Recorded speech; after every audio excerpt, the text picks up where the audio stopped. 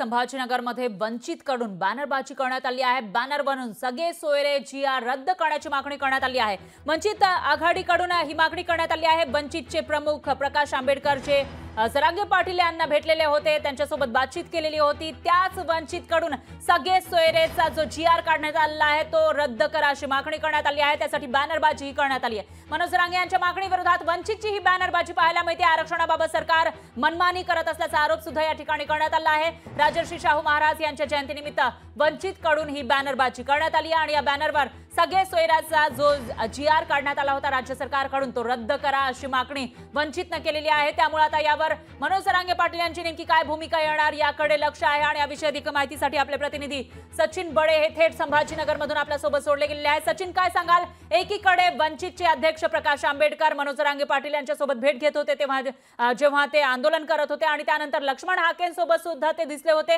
आणि आता ही जी बॅनरबाजी समोर आलेली आहे त्याच्यामध्ये सगळे सोयऱ्याच्या GR ला त्यांचा विरोध दिसतोय, रद्द करा अशी मागणी ते करतात। नेमकं काय आहे या बॅनरमध्ये?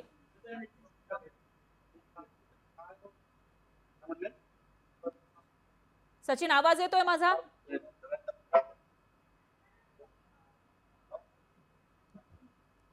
सचिन यांच्यापर्यंत आपला आवाज पोहोचू शकत नाहीये। हॅलो, हा बोला बोला सचिन।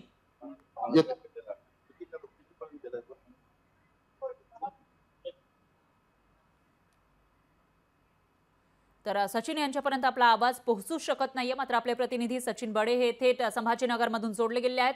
या ठिकाणी आपण बघतोय कशा पद्धतीने वंचितने ही बॅनरबाजी केली आहे। तर वंचितचे अध्यक्ष प्रकाश आंबेडकर हे काही दिवसांपूर्वी जोपर्यंत मनोज जरांगे पाटील उपोषण करत होते त्यावेळेला त्यांच्या स्टेजवर दिसलेले होते, त्यांची भेट घेतली होती, चर्चा केली होती आणि त्यानंतर लक्ष्मण हाके जे ओबीसींच्या आरक्षणासाठी आंदोलन करत होते त्यांच्याही स्टेजवर ते दिसलेले होते आणि त्यानंतर आता ही बॅनरबाजी समोर आली आहे। त्यामुळे त्यांची नेमकी भूमिका काय असा सवाल उपस्थित होतोय। थेट जाऊयात आपले प्रतिनिधी सचिन बडे यांच्याकडे।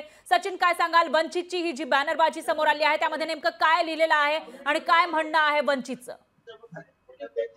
आपण पाहताय आज एक महत्त्वाचा दिवस आहे। महत्त्वाचा दिवस असताना छत्रपती संभाजीनगरातील विविध भागांमध्ये ही बॅनरबाजी पाहायला मिळते।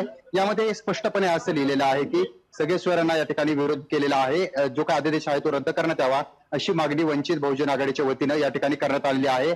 वंचित बहुजन आघाडीचे सर्व यांचे फोटो देखील या बॅनरवर आहेत आणि त्यासोबतच इतर नेते सुद्धा त्या बॅनरवर आहेत। मात्र गेल्या बऱ्याच दिवसांपासून मनोज जरांगेजी काही सगळे सोयऱ्यांची मागणी करत आहेत तर तो अध्यादेशच रद्द करण्यात यावा। कुठेतरी रक्ताचे नातेवाईक जे असतात ते मान्य केले जातात, मात्र सगळे सोयरे आणि सरसकट जे काय अध्यादेश काढण्यात येतोय तो रद्द करण्यात यावा अशी मागणी जी आहे ती या ठिकाणी वंचित बहुजन आघाडीनं केलेली आहे। त्यामुळे छत्रपती संभाजीनगरातील विविध भागांमध्ये बॅनरबाजी झालेली आहे, बॅनरही पाहण्यात आलेले आहेत।